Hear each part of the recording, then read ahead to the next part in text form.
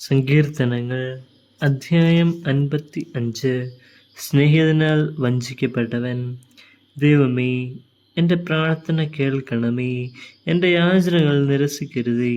എൻ്റെ പ്രാർത്ഥന കേട്ട് എനിക്ക് ഉത്തരമരുളണമേ. കഷ്ടതകൾ എന്നെ അടിപ്പെടുത്തിയിരിക്കുന്നു. ശത്രുവിൻ്റെ അട്ടഹാസത്താലും ദുഷ്ടരുടെ പീഡനത്താലും ഞാൻ പരിഭ്രാന്തനായിരിക്കുന്നു. അവർ എന്നോട് ദ്രോഹം ചെയ്യുന്നു. കോപത്തോടെ എനിക്കെതിരെ ശത്രുത പുലർത്തുന്നു. എൻ്റെ ഹൃദയം വേദന കൊണ്ട് പിടയുന്നു. മരണഭീതി എൻ്റെ മേൽ നിബന്ധിച്ചിരിക്കുന്നു. ഭയവും വിറയലും എന്നെ പിടികൂടിയിരിക്കുന്നു. പരിഭ്രാന്തി എന്നെ ഗ്രസിച്ചിരിക്കുന്നു. ഞാൻ പറഞ്ഞു, പ്രാവിനെപ്പോലെ ചിറകുണ്ടായിരുന്നെങ്കിൽ ഞാൻ പറന്നുപോയി വിശ്രമിക്കുമായിരുന്നു. ഞാൻ വിദൂരങ്ങളിൽ ചുറ്റിത്തിരിയുമായിരുന്നു.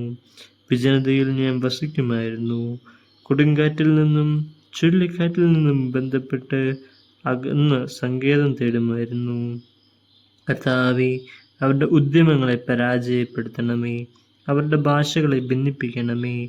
നഗരത്തിൽ ഞാൻ അക്രമവും കലഹവും കാണുന്നു. രാവും പകലും അവർ അതിൻ്റെ മതിലുകൾ ചുറ്റി നടക്കുന്നു. അതിൻ്റെ ഉള്ളിൽ ഉപജാപങ്ങളും കുഴപ്പങ്ങളുമാണ്. അതിൻ്റെ മധ്യേ വിനാശം കുടികൊള്ളുന്നു.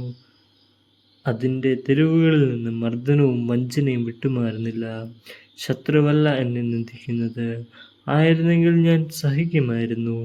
എതിരാളികളല്ല എന്നോട് ധിക്കാരപൂർവ്വം പെരുമാറുന്നത്. ആയിരുന്നെങ്കിൽ ഞാൻ അവനിൽ നിന്ന് മറഞ്ഞിരിക്കുമായിരുന്നു.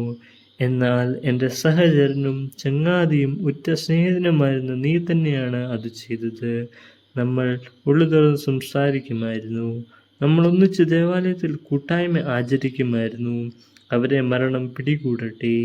ജീവനോടെ അവർ പാതാളത്തിൽ പതിക്കട്ടെ. അവരുടെ ഭവനത്തിൽ, അവരുടെ ഹൃദയത്തിൽ തിന്മ കുടികൊള്ളുന്നു.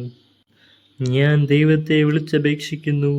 കർത്താവ് എന്നെ രക്ഷിക്കും.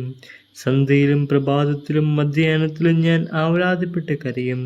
അവിടുന്ന് എൻ്റെ സ്വരം കേൾക്കും. ഈ യുദ്ധത്തിൽ അനേകർ എനിക്കെതിരെ അണിനിരക്കുന്നു. അവിടുന്ന് എന്നെ കാത്തു പാലിക്കും. അനാദികാലം മുതലേ സിംഹാസനസ്ഥനായ ദൈവം എൻ്റെ പ്രാർത്ഥന കേട്ട് അവരെ ലജ്ജിതരാക്കും.